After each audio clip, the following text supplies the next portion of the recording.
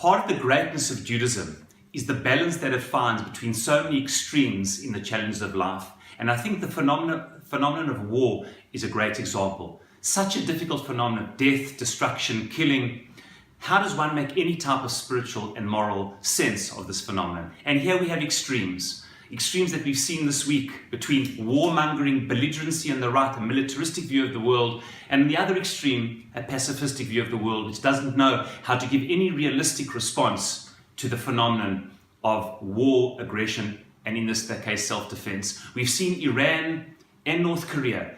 These are two modern-day examples of warmongering nations who are not threatened internally. They can run their countries very well. Nobody's threatening them from the outside. But they have this militaristic, expansionist ideology of trying to take their country through militaristic means and expanding beyond any reasonable nationalistic aspirations. North Korea sending a missile over Japan, an act of belligerency, things heating up in the north. Not simple. Iran, with its involvement in so many terrorist regimes, be it Hamas, be it Hezbollah, now within Syria, and saying the things that it does about destroying Israel and the West, acts of military warmongering of the extreme kind.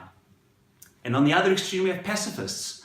Pacifism, which is unable to have any realistic way of dealing with a violent reality that we live in.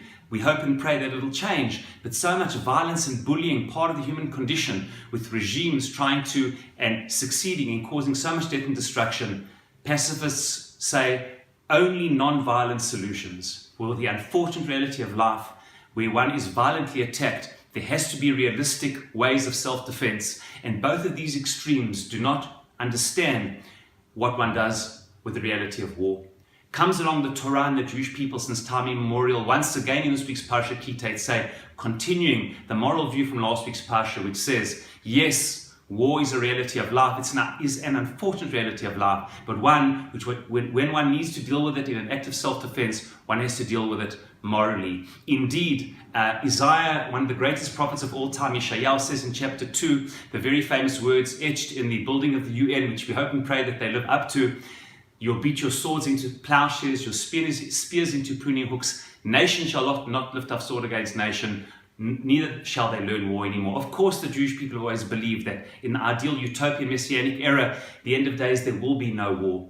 And indeed, every gun and every spear and every missile should be converted into agricultural paraphernalia, pruning hooks, and of course into plowshares. And indeed, from the very beginning of the Zionist endeavor, when the earliest settlers came, they came not with guns and not with spears and not with knives. They came with plowshares, they came with pruning hooks, and they were only converted over time out of necessity. Choma Migdal, the Shomrim, the time of the so much aggression in order to into weapons in order to defend ourselves. And first and foremost, engaging in war is first and foremost a milchemet mitzvah, an act of self-defense or an act of fulfilling national aspirations, not expansionist ones, but living in what we believe is our own land, promised by Hashem, in a way that preserves our national aspirations and defends the Jewish people's rights without expansionistic, militaristic, and belligerent worldview.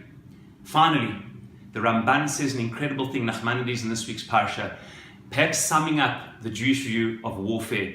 He says when the camp goes out to war, he says, V'nishmarta mikol davar ra, and it ends, V'haya machanecha kadosh. When a Jewish army goes out to war, they have to be good, never engaging in bad things, and holy, kadosh. And indeed, the Ramban says that over time, many regimes have gone out to war, and it's been the way of warring armies to disrespect people, captives, have no respect for the enemy, disrespect property and pillaging, and acting in a way of sexual immorality as well, without any respect for person, for place, and for property. But he says the Jewish view since time immemorial is what the Torah tells us, V'nishmarta mikol davar ra, you must be good and as moral as possible within the tragic and difficult reality of warfare.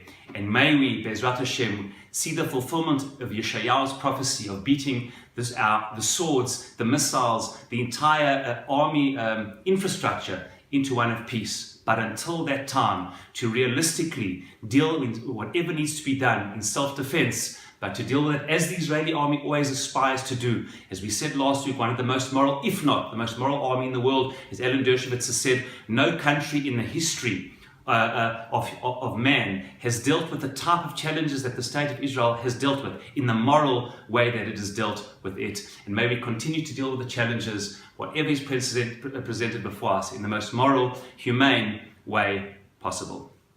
Shabbat Shalom.